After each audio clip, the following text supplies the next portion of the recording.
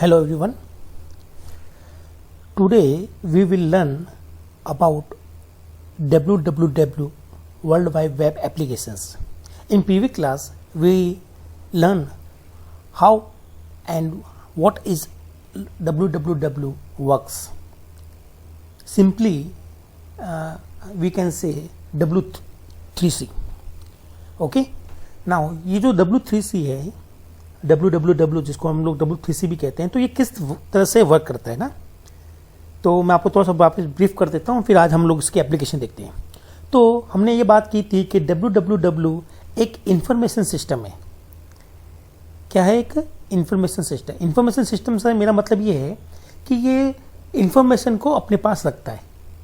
अब इस इंफॉर्मेशन को कैसे यूज़ करते हैं हम लोग, या जो प्रोवाइड करते हैं इंफॉर्मेशन को वो कैसे प्रोवाइड करेंगे, और एक क्लाइंट जो इंफॉर्मेशन जो सीख कर रहा है वो किस तरह से करेगा। तो ये सारी इंफॉर्मेशन के लिए उन्होंने एक सिस्टम डेवलप कर रखा है जिसको इंफॉर्मेशन सिस्टम कहते हैं हम लोग, www वालों ने।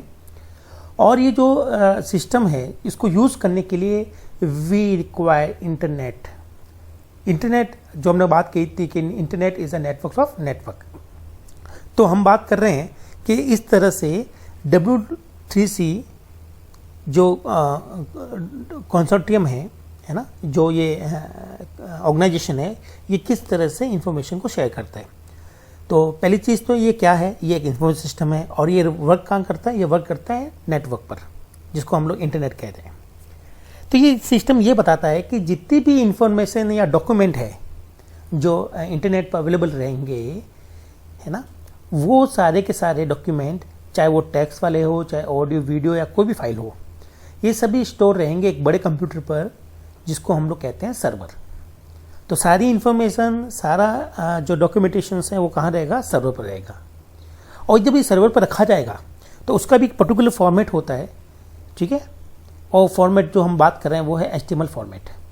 तो जितने भी डॉक्यूमेंट है वो सब HTML फॉर्मेट में रहेंगे। HTML फॉर्मेट का मतलब है वेबसाइट की फॉर्म में रहेंगे। ओके। तो सारा का सारा वेबसाइट की फॉर्म में वहाँ पर रखा हुआ है।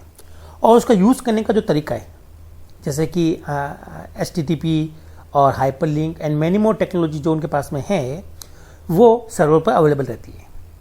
अब हम लोग क्या करते हैं, हम लोग जो क्लाइंट है वो इंटरनेट के थ्रू इस जो W3 जो हमारा वर्ल्ड वाइड वेब है उसको हम लोग यूज़ करते हैं। तो हमारे साइट पर कुछ सॉफ्टवेयर है या होते हैं, स्पेशल एप्लीकेशंस होती है जिनको हम लोग यूज़ करते हुए इंफॉर्मेशन को रिट्रीव करते हैं सर्वर से। तो सर्वर का अवेलेबल होना, सर्वर पर किस फॉर्मेट में डेटा रहेगा, है ना, ये इन्फॉर्मेशन कैसे स्टोर होगी, ये सारे के सारे, इसमें क्या प्रोटोकॉल्स लागू होंगे, ये सारा का सारा इंफॉर्मेशन सिस्टम जो है वो ही आपका www कहलाता है। तो अब हम लोग बात करते हैं, चलो ठीक है, कि www एक इंफॉर्मेशन सिस्टम है जिसको इंटरनेट पर यूज़ करेंगे। ओके। नाउ अब ये बात आती है कि इस W3C की जितने भी हम बात कर रहे हैं इंफॉर्मेशन की, तो इसकी कुछ एप्लीकेशंस हैं, उसकी कुछ यूजेस हैं जो हम लोग यूज़ करते हैं, ठीक है। जो इसकी मेजर एप्लीकेशंस हैं उनमें से पहली तो है web service, then email service, chat and VoIP। ये मेजर जो सर्विसेज हैं वही हैं। इसके अलावा और भी सर्विसेज होती हैं। तो हमारे सिलेबस में 4 मेजर सर्विस के बारे में डिस्कस किया गया है कि ये चारों सर्विस हमें www किस तरह से प्रोवाइड करता है। ओके। तो पहले हम बात करते हैं वेब सर्विस की, कि वेब सर्विस का क्या है। तो वेब सर्विस आपको ये बताता है कि जितने भी रिसोर्सेस हैं जो www पे पड़े हुए हैं, रिसोर्सेस मीन्स सर्वर्स, सर्वर पर रखी गई फाइल्स, ये सब रिसोर्सेस है ना, ये एक स्टोर रहेंगे एक पर्टिकुलर टेक्नोलॉजी को यूज़ करते हुए या पर्टिकुलर फॉर्मेट में स्टोर रहेंगे, जैसे कि HTML। और इनको हम लोग ट्रांसफ़र या यूज़ करते हैं, है ना, कुछ रूल के साथ में। वो रूल रहेंगे हाइपर टेक्स्ट ट्रांसफ़र प्रोटोकॉल। तो सारे जो रिसोर्सेस हैं वो एक पर्टिकुलर फॉर्मेट में सर्वर पर स्टोर रहेंगे और उनको यूज़ करने का जो प्रोटोकॉल्स है, जो रूल्स है, वो हमारे पास में HTTP रहेगा। देन अब क्लाइंट क्या करेगा, यूज़र क्या करेगा, यूज़र जो है वो सॉफ्टवेयर या एप्लीकेशन सॉफ्टवेयर यूज़ करेगा जिसको हम लोग कहते हैं वेब ब्राउज़र। ओके। और वेब ब्राउज़र को यूज़ करेगा और वो अपने सॉफ्टवेयर के थ्रू वेब सर्वर पर जाकर इस इंफॉर्मेशन को रिट्रीव करता है या चेंज करता है या स्टोर करता है। तो जो हम रात दिन जो अपने घरों में जो हम लोग मोबाइल पर या अपने लैपटॉप वगैरह में जो हम लोग इंटरनेट चलाते हैं, जिसमें हम लोग एक ब्राउज़र खोलते हैं, उसके थ्रू हम लोग वेबसाइट्स को ओपन करते हैं, सर्च करते हैं, तो यही सर्विस जो है वेब सर्विस कहलाती है। क्लियर? तो अभी हम लोग कह रहे हैं कि हम लोग इंटरनेट चला रहे हैं ना, इंटरनेट एकदम प्रॉपर वर्ड नहीं है, इंटरनेट तो सिर्फ नेटवर्क है। ठीक है, हम लोग चला क्या रहे हैं? हम लोग चला रहे हैं web service. Clear? Apart from web service हमारे पास एक और सर्विस होती है जिसको हम लोग कहते हैं ईमेल सर्विस। ईमेल की फुल फॉर्म होती है इलेक्ट्रॉनिक्स मेल, शॉर्ट में हम लोग इसको ईमेल या ईमेल डैश ईमेल बोलते हैं, ई डैश ईमेल। तो इस सर्विस में हमें क्या मिलता है?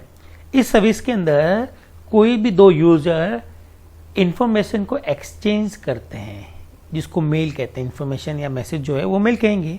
तो इलेक्ट्रॉनिक्स मीडियम को यूज करते हुए दो यूजर इंफॉर्मेशन को एक्सचेंज करते हैं। अब आप कहोगे कि वेब सर्विस और ईमेल में क्या फ़र्क है? तो वेब सर्विस के अंदर मेजर 2 पार्ट्स होते हैं, एक होता है क्लाइंट, एक होता है सर्वर। सर्वर के पास सारी इंफॉर्मेशन होती है, ओके। क्लाइंट उसको सिर्फ फैच करता है, निकालता है। क्लियर? और क्लाइंट के पास रहता है ब्राउजर, जिसको यूज करके वो वेबसाइट को ओपन करता है और वहां से इंफॉर्मेशन को रिट्रीव करता है, देखता है, पढ़ता है या स्टोर करता है। तो लेकिन जो स्टोरेज हो रहा है या जहां पर इंफॉर्मेशन है वो सब सर्वर पर है। तो ये मॉडल हम लोग वेब सर्विस में यूज लेते हैं। ईमेल सर्विस में हम लोग दोनों तरफ, दोनों जो मेजर रोल है दोनों क्लाइंट का ही है, दो अलग अलग क्लाइंट जो एक दूसरे को एक्सचेंज कर रहे हैं मैसेज, जिसको मेल कहते हैं, मेल का एक्सचेंज कर रहे हैं। तो ये बड़ा सा फर्क है वेब सर्विस से और ईमेल में। अब ये जो ईमेल सर्विस है, ये ईमेल सर्विस किस तरह से हमारा ईमेल जो हम लोग किसी को भेजे, जैसे एक्स ने ईमेल भेजा वाई को, तो एक्स के कंप्यूटर से निकलकर वो वाई के सिस्टम पर जाएगा। क्लियर है? तो ये पूरा का पूरा जो है इंफॉर्मेशन के हमारे सिस्टम से निकलकर उसके सिस्टम पर जाकर स्टोर हो रही है, ये पूरा का पूरा www ऑर्गेनाइजेशन या ये सिस्टम ही मेंटेन करता है। तो ईमेल हम लोग कैसे चलाते हैं? तो ईमेल को चलाने के लिए हम लोग या तो वेब ब्राउज़र का यूज़ करते हैं, जैसे कि जीमेल वगैरह हम लोग जो चलाते हैं ब्राउज़र के अंदर खोलकर। तो हमने ब्राउज़र ओपन किया, उसके अंदर हम लोग मेल के थ्रू लॉगिन करेंगे, वहाँ हमें इंटरफेस मिलेगा, वहाँ से हम लोग किसी को भी मेल भेज सकते हैं और रिसीव कर सकते हैं। दूसरा तरीका ये है कि हम लोग एक ईमेल क्लाइंट जो कि एक एप्लीकेशन सॉफ्टवेयर था उसका भी यूज़ कर सकते हैं। जैसे आउटलुक पुराने ज़माने में डेस्कटॉप के लिए आता था, आज के अगर हम लोग मोबाइल की बात करें तो मोबाइल के अंदर हमारे पास एक एप्लीकेशन आती है, Yahoo mail applications, Gmail applications. तो हम लोग डायरेक्टली उस एप्लीकेशन को यूज़ करते हुए ईमेल का एक्सचेंज करते हैं, हमें अब ब्राउज़र पर जाकर उसको यूज़ करने की ज़रूरत नहीं है। ठीक है, तो दोनों ही वे पॉसिबल है। अब हम बात करते हैं कि ये जो ईमेल है वो रियल टाइम कम्युनिकेशन नहीं है। इसका मतलब अगर मैंने आपको मेल किया, इट इज़ नॉट श्योर कि वो आपको ऑन द स्पॉट मिल जाएगा या उसी समय मिल जाएगा। It may be take 1 hour, it may be take 1 minute, it may be take 1 day. तो ये रियल टाइम कन्वर्जेशन के लिए नहीं है। आपने किसी को ईमेल किया, वो उसको कभी भी मिल सकता है। अगर हम लोग रियल टाइम ईमेल करना चाहते हैं या मैसेज करना चाहते हैं, देन हमें इसकी बजाय हमें यूज़ करना पड़ेगा चैट एप्लीकेशंस को। ओके, अभी चैट एप्लीकेशन क्या है, इसको हम लोग बात करेंगे कि चैट कैसे काम करता है। तो अब हम बात करते हैं चैट एप्लीकेशंस की, ऑनलाइन चैट। तो ये ऑनलाइन चैट बिल्कुल ईमेल जैसा ही होता है, बस फ़र्क इतना सा है कि ऑनलाइन जो चैट है ये एक कम्युनिकेशन वे है। ठीक है, एक कम्युनिकेशंस तरीका है कम्युनिकेशंस का, कहाँ पर? इंटरनेट पर, जहाँ दो या दो से ज़्यादा लोग रियल टाइम ट्रांसमिशन कर सकते हैं टेक्स्ट मैसेजेस का। करेक्ट है?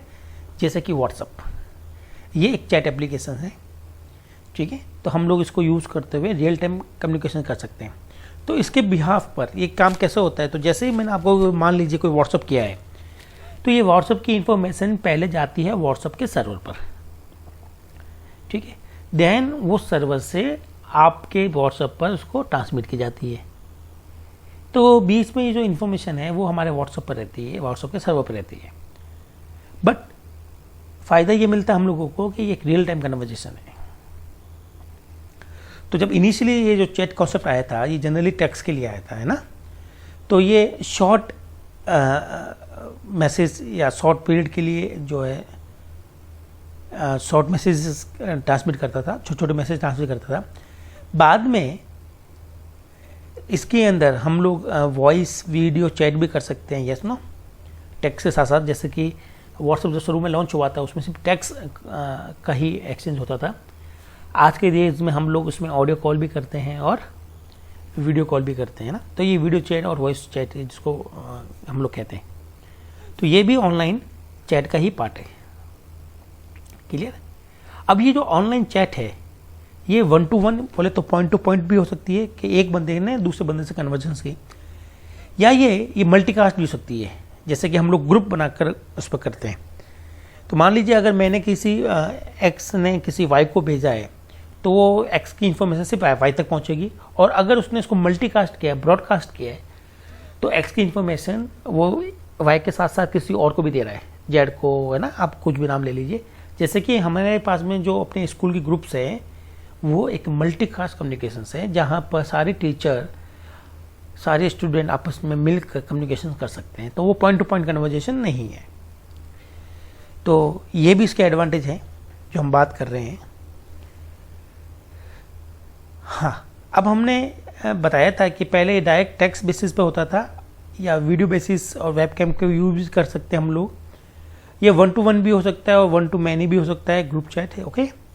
और जो टूल हम लोग काम में लेते हैं इसके लिए व्हाट्सएप और हैंगआउट ये जो है ये, साथ ही साथ यहाँ पर एक पुरानी कुछ एप्लीकेशन है जैसे कि मैसेंजर्स, याहू मैसेंजर आता था, IRC इंटरनेट रिले चैट नाम का एक सॉफ्टवेयर आता था, टॉकर्स भी आता था, एंड मड भी। तो ये पुराने सॉफ्टवेयर है। आज की डेट में हमारे पास में जो है वो है हैंगआउट, व्हाट्सएप एक्सेट्रा। अब ये जो चैट का है ये बिल्कुल ईमेल के जैसे ही है। जैसे ईमेल के लिए 2 पॉसिबल वे है कि हम लोग ब्राउजर पर जाकर भी इसको रन कर सकते हैं और थ्रू एप्लीकेशन, वैसे भी चैट के लिए भी सॉरी, चैट के लिए भी ये पॉसिबल है कि हम लोग इसको यूज़ कर सकते हैं थ्रू एप्लीकेशन, जैसे व्हाट्सएप एप्लीकेशन या थ्रू ब्राउज़र, ठीक है। तो ये दोनों ही पॉसिबिलिटी है। तो ये वेब बेस्ड एप्लीकेशन भी हो सकती है, ठीक है, और सिंपली आपका ये हो सकता है।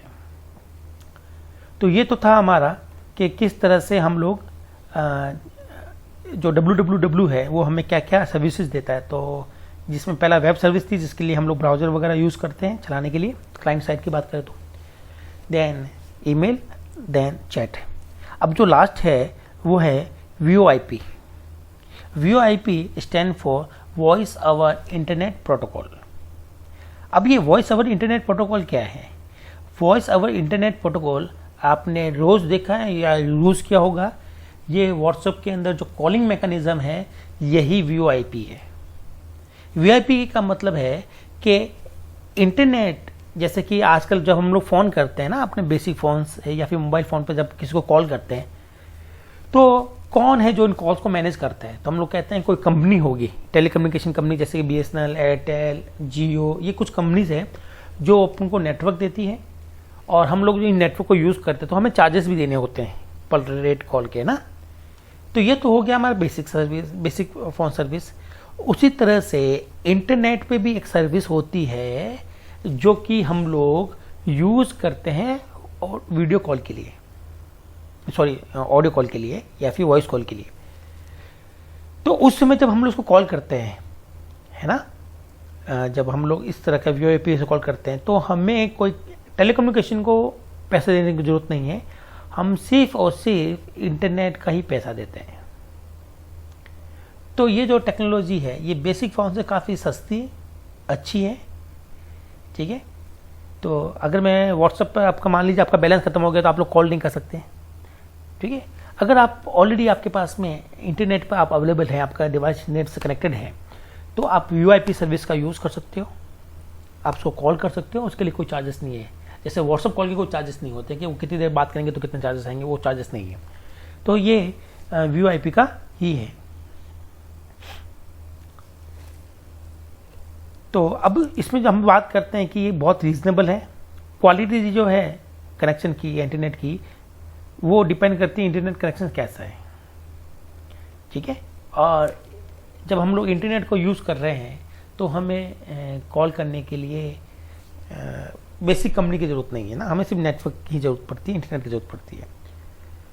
तो फ्रेंड्स ये थी टोटल 4 एप्लीकेशंस www। इनके पीछे जो वर्किंग है, जो बैकएंड पर की जाती है, जो हमें दिखाई नहीं देती, हम तो सिर्फ यूज़ करते हैं, वो सारी वर्किंग को जो मैनेज करता है, जो ऑर्गेनाइज करता है या जो प्रोवाइड करता है, वही www है। अभी जो वर्ल्ड वाइड वेब है, ये इंफॉर्मेशन सिस्टम एक ऑर्गेनाइजेशन है जिसका नाम है वर्ल्ड वाइड वेब कंसोर्टियम, जिसको W3C भी कहते हैं। ये जो W3C है, ये www को कंट्रोल करता है। क्लियर? तो ये तो हुई हमारे कुछ एप्लीकेशंस। अब नेक्स्ट क्लास में हम लोग ये देखेंगे कि जो वेब सर्विस है, जिसको सबसे ज़्यादा हम लोग यूज़ करते हैं आज की डेट में, वेब ब्राउज़र है ना, तो अब ये किस तरह से वर्क करती है, इसमें क्या क्या टर्मिनोलॉजी होती है, तो नेक्स्ट क्लास में हम लोग वो देखेंगे। आज के लिए इतना ही काफ़ी। Thank you, be safe.